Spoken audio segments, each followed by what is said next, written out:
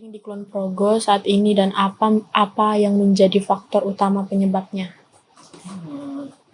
Tingkat stunting di Kulon Progo ini kalau target nasional kan 14%, target nasional itu dan DIY itu 14% ya, ini kurang dari 14%. Nah, terus kemarin sih kita sudah di per Juni yang intervensi serentak itu di tahun ini 10,47% menurut data EPBGM.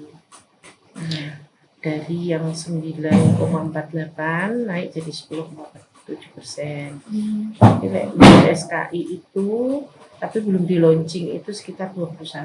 Nah, kita itu di paling atas di DIY.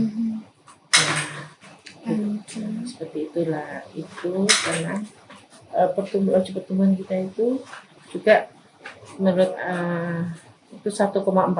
Jadi setiap pasangan itu cuma mempunyai satu anak, bahkan tidak mempunyai sama sekali. Nah, ini sudah kemarin pas di Semarang Kak Hasto menekankan bahwa kalau bisa itu bahwa setiap pasangan punya anak minimal satu orang dan kalau bisa perempuan, karena untuk menambah laju pertumbuhan penduduk di Indonesia. Terus yang faktor penyebab utama stunting itu pertama yaitu pengetahuan, terus sikap dan perilaku yang kurang sesuai, terus pola asuh, terus dan yang terakhir itu karena gizi. Kalau gizi itu cuman sekitar 30%. Kalau yang 70% itu ya dari pengetahuan, pendidikannya, lingkungannya, terus pola asuhnya, seperti itu, dan ekonomi. Tapi kebanyakan juga stunting itu nggak cuma untuk orang yang istilahnya kalangan orang bawah, tapi juga yang menengah atas itu ada yang kena stunting. Lanjut, apa peran edukasi dalam menangani masalah stunting di Kulon Progo, terutama dalam konteks pencegahan dan penanganannya? Kita memberikan pemahaman, kita melakukan KIE, konseling, sosialisasi kepada masyarakat, mulai dari balita, remaja, sampai orang tuanya kan. Jadi kita mempunyai ada kelompok bina keluarga balita, di kelompok ini bina keluarga remaja, bina keluarga lansia, UPTKA, dan pusat informasi konseling remaja di tingkat kelurahan. Kalau di kabupaten ada namanya Ginre, generasi berencana. Nah, di situ kita melakukan konseling mulai dari sebelum pranikah hingga mempunyai balita, seperti itulah. Peran PMD dalam stunting itu sudah banyak. Kita juga mempunyai tim pendamping keluarga sebanyak 229 tim atau yang terdiri dari bidan, terus penggerak PKK dan teman-teman dari penggerak KB itu timnya. Jadi kalau 229 dikali 3 berarti 687 orang. Mereka mendampingi ke masyarakat di lingkungannya mereka karena tersebar di 88 kelurahan dan kelurahan, itu mendampingi keluarga berisiko stunting yang ada di wilayah masing-masing. Terus juga mereka melakukan sosialisasi. Kita juga di kabupaten mulai dari TPPS itu ada tingkat kabupaten, tingkat kapanewon, tingkat kelurahan untuk pengetasan stunting ini. Seperti itu deh. Kalau ada langkah-langkahnya pun cara untuk mengatasi stunting itu ya ada beberapa, seperti memperbaiki stunting sebelum usia 2 tahun. Kita harus mengoreksi, takutnya nanti setelah lebih daripada itu agak ya bisa sih paling nanti jatuh-jatuhnya dia lulusnya itu bukan nanti kalau lebih daripada nanti dia lulus umur. Tapi kita berharap bahwa sebelum 2 tahun itu sudah kita koreksi supaya tidak stuntingnya lebih lanjut lagi. Terus kalau memberikan ASI eksklusif, kita sarankan kepada ibu hamil mulai dari 0 sampai 6 bulan itu harus eksklusif. Nanti setelah 6 bulan baru ada namanya MPASI. Nah, nanti didampingi sama petugas kesehatan, teman-teman TPK, teman-teman kader posyandu, terus imunisasi rutin, dan juga memantau tumbuh kembang anak lewat KKA, karena setiap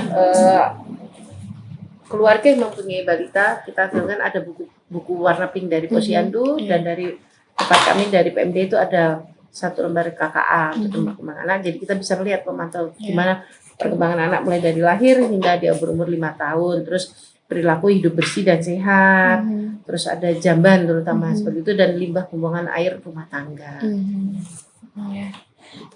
Lalu apa tantangan utama yang dihadapi dalam meningkatkan kesadaran masyarakat tentang pentingnya gizi optimal dalam pertumbuhan anak? Tantangannya itu kita istilahnya mengubah pola pikir masyarakat. Karena kebanyakan sekarang kan banyak yang bekerja. Karena faktor ekonomi, terutama ibu-ibu atau remaja putri itu yang sudah nikah untuk bagian putri kan rata-rata sekarang bekerja. Anaknya dititipkan sama pengasuh atau sama mbahnya lah. Itu gimana cara kita untuk mengubah mindset bahwa gizi seimbang itu sangat penting. Dia harus memberikan gizi seimbang, lingkungan yang bagus, bersih. Berarti bukan mewah gitu kan makanan. Ada makanannya, ada terdiri karbohidrat, ada sayuran, ada proteinnya, baik hewani maupun nabatinya. Terus ada buahnya, dan dilengkapi dengan kalau zaman dulu tambah susu. Kalau sekarang sih susu mungkin, kalau susu formula mungkin ya sudah tidak terlalu ini. Yang penting sebelum 2 tahun harus ASI, tetap sampai 2 tahun. Nah itu gimana caranya? Karena pengasuh atau simbah itu yang penting anak diam, dikasih makan apa aja, yang penting anaknya nggak rewel seperti itu kan. Nah, itu tantangan kami gimana caranya mengubah pola asuh daripada yang dititipkan seperti itulah. Kita juga sudah melakukan sosialisasi dan pendampingan teman-teman. Kalau kami sih di kabupaten istilahnya punya kepanjangan teman-teman PKB, Penyuluh Keluarga Berencana, dan teman-teman TPK, dan ada di Posyandu. Kelas Bina Keluarga Balita juga itu kita gerakkan untuk istilahnya sosialisasi di dalamnya, dibantu dengan teman-teman puskesmas untuk memberikan edukasi kepada istilahnya masyarakatnya gimana supaya pola pikir mereka untuk pencegahan stunting hingga anak tersebut dapat memenuhi gizi yang optimal, pertumbuhan yang sesuai dengan umurnya, baik berat badan maupun tinggi badannya. Seperti itu. Lanjut, ini pertanyaan terakhir. Dan apa strategi yang efektif dalam mengkomunikasikan informasi mengenai stunting kepada orang tua dan masyarakat Kulon Progo?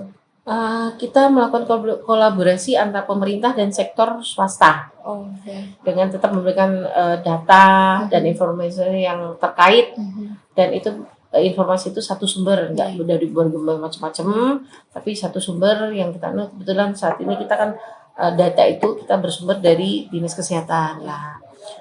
Data stunting, data balita stunted, data balita yang istilahnya kurang berat badan dan tinggi badan, itu kita ngambil data dari Dinas Kesehatan. Dan itu nanti kita koordinasikan di tingkat mulai dari kelurahan, terus Kapanewon, terus di kabupaten. Nanti setelah di kabupaten kita ini kita lakukan kolaborasi dengan teman-teman. Kalau di kabupaten itu ada teman-teman dari tingkat OPD, pihak dari swasta, dari istilahnya DPR, dari Kodim, Polres, Kejaksaan, itu kita ada kolaborasi. Dan tingkat kabupaten kita setiap bulannya melakukan koordinasi terus untuk penurunan stunting di Kulon Progo itu sih. Seperti itu. Ya, terima kasih ya Bu. Hanya itu pertanyaan yang kami butuhin. Iya. Makasih ya Ibu.